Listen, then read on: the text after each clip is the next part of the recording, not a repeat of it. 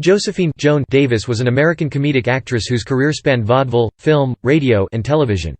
Remembered best for the 1950s television comedy I Married Joan, Davis had a successful earlier career as a B-movie actress and a leading star of 1940s radio comedy. Born in St. Paul, Minnesota, she was the only child of LeRoy Davis and Nina Mae Davis, who were married in St. Paul on November 23, 1910. Davis had been a performer since childhood. She appeared with her husband C. Wills in vaudeville. Career films. Davis's first film was a short subject for Educational Pictures titled Way Up Thar, featuring a then-unknown Roy Rogers. Educational's distribution company, 20th Century-Fox, signed Davis for feature films. Tall and lanky, with a comically flat-speaking voice, she became known as one of the few female physical clowns of her time. Perhaps best known for her co-starring turn with Bud Abbott and Lou Costello in Hold That Ghost, she had a reputation for flawless physical comedy. Her pantomime sequence in Beautiful But Broke was a slapstick construction site episode. She also featured in Tailspin as a supporting actor, for the women's Bendix Air Race circuit. She co-starred with Eddie Cantor in Show Business and If You Knew Susie. Radio Joan Davis entered radio with an August 28, 1941, appearance on The Rudy Valley Show and became a regular on that show 4 months later.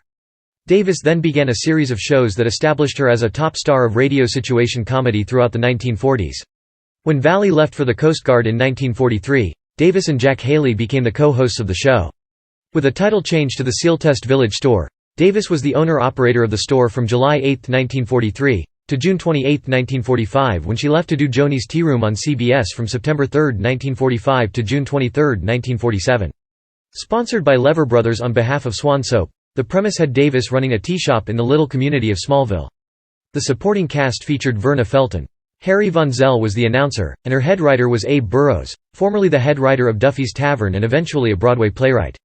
The tea shop setting continued in Joan Davis Time, a CBS Saturday night series from October 11, 1947, to July 3, 1948. With Lionel Stander as the tea shop manager, the cast included Hans Conried, Mary Jane Croft, Andy Russell, the Coraliers Quintet, and John Rarig and his orchestra. Leave It to Joan ran from July 4 to August 22, 1949, as a summer replacement for Lux Radio Theatre and continued from September 9, 1949, to March 3, 1950. She was heard on CBS July 3 through August 28, 1950. She was a frequent and popular performer on Tallulah Bankhead's radio variety show The Big Show. Davis was also a regular on Eddie Cantor's Time to Smile program. Television. Davis was the star of the unsold pilot Let's Join Joni, recorded in 1950. The proposed series was a television adaptation of Leave It to Joan. When I Love Lucy premiered in October 1951 and became a top-rated TV series, sponsors wanted more of the same.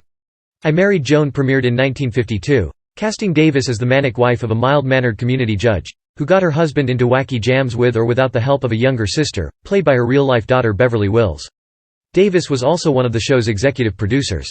I Married Joan did not achieve the rating success enjoyed by I Love Lucy, but during its first 2 years, it received moderately successful ratings, even cracking the top 25 for the 1953–1954 season. However, by the start of its third year, not only were the ratings beginning to slip, but Davis began experiencing heart trouble.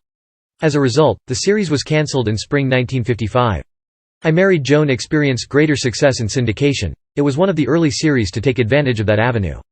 After Davis's death in spring of 1961, I Married Joan was pulled from syndication until litigation over her estate, including her residuals from the show's syndicated reruns, could be settled in court. In 1956, a year after I Married Joan ended its primetime run, Davis was approached by ABC to star in The Joan Davis Show. The premise of this series had Davis playing a musical comedy entertainer who had raised a daughter on her own. Davis used her real name as the lead character. Veteran actress Hope Summers was cast as Joan's housekeeper, and Wills was signed to play Joan's daughter, also named Beverly. Ray Farrell was cast as Joan's grandson Stevie. In the pilot, Joan was introduced to her 5-year-old grandson for the first time and was trying to convince Beverly, despite her hectic show business schedule and her somewhat zany personality, that she was a loving and responsible grandmother. The pilot did not sell as a series for ABC. It was forgotten among Davis's television work until many years later when the Museum of Television and Radio in New York discovered the program and added it to its collection. Death on May 23, 1961. Davis died of a heart attack at the age of 53 at her home in Palm Springs, California.